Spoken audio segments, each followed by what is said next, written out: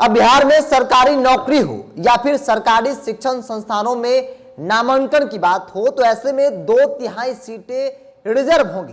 दरअसल बिहार सरकार ने 65 से 75% आरक्षण बढ़ाने का फैसला लिया, जिस पर राज्यपाल ने न सिर्फ मुहर लगाई बल्कि बिहार सरकार ने उसे तुरंत प्रभाव से लागू करने का फैसला कर लिया है। आपको याद होगा, जाति सर्वे कराई गई जिसके तमाम रिपोर्ट विधानमंडल के दोनों सदन के पटल पर रखा गया।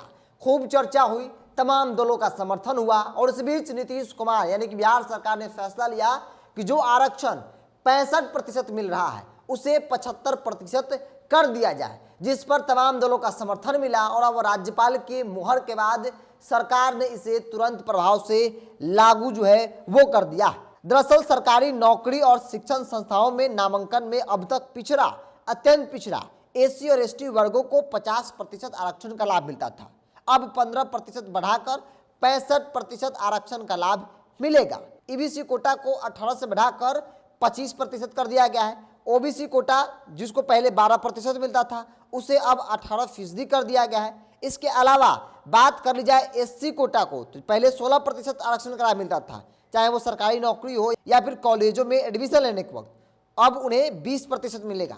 इसके अलावा एससी कोटा को 1% पहले मिलता था, जिसे बढ़ाकर 2% वो कर दिया है। इसके अलावा 10% ईडब्ल्यूएस इकोनॉमिक वीकर सेक्शन, जो स्वर्णों में जो गरीब स्वर्ण है, चाहे वो राजपूत, ब्राह्मण, भूमिहार, कैस्ट, लाला, इसके अलावा मुसलमान में जो स्वर्ण जातियां हैं उनमें जो गरीब तबका है उनको 10% जो ईडब्ल्यूएस मिलता था वो भी बिहार सरकार वो देने का फैसला वो की है। यानी कि कुल मिलाकर 75% सीटें वो अब रिजर्व होंगी। तो बिहार सरकार ने जो ऐतिहासिक फैसला लिया जाति सर्वे कराने का, और उसमें न सिर्फ लोगों की जाति पूछी गई बल्कि उनका तमाम जानकारी बिहार सरकार ने लिया, जिसमें शिक्षा की स्थिति क्या है, आपके पास धन संपत्ति कितना है, क्या करते हैं, कितने लोग बाहर रहते हैं, तमाम चीजों की जानकारी वो सर्वे में लिया गया। और उस सर्वे का रिपोर्ट विधानमंडल के दोनों सदन, विधानसभा और विधान परिषद में सत्र के दौरान रखा गया। तमाम दलों का समर्थन मिला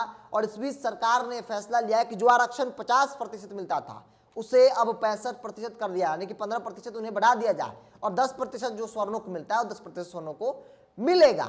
तो बिहार सरकार की इस ऐतिहासिक फैसले पर राज्यपाल ने न सिर्फ मुहर लगाई बल्कि बिहार सरकार ने इसे तुरंत प्रभाव से लागू करने का निर्देश भी दे दिया है। सभी विभागों को बिहार के मुख्यमंत्री नीतीश कुमार ने स्पष्ट तौर पे फरमान जारी कर दिया है कि इसे तुरंत प्रभाव से लागू किया जाए ताकि लोगों को इसका पूरा लाभ वो मिल सके। तो बिहार सरकार के ऐतिहासिक फैसले जिसकी चर्चा न सिर्फ बिहार में बल्कि देश भर में देखने को मिल रही है। चूंकि बिहार के तर्ज पर बाकी प्रदेशों में भी मांग होने लगी है कि जाति सर्वे कराई जाए और संख्या के हिसाब से, आबादी के हिसाब से उनकी भागीदारी न सिर्फ सरकारी नौकरी बल्कि राजनीतिक तौर पे भी सुनिश्चित की जाए। तो बिहार सरकार के इस ऐतिहासिक फैसले जिस पर राजभवन राज्यपाल राजेंद्र विश्वनाथ आर्लेकर ने न सिर्फ मुहर लगाई बल्कि बिहार सरकार ने इसे तुरंत प्रभाव से लागू कर दिया है।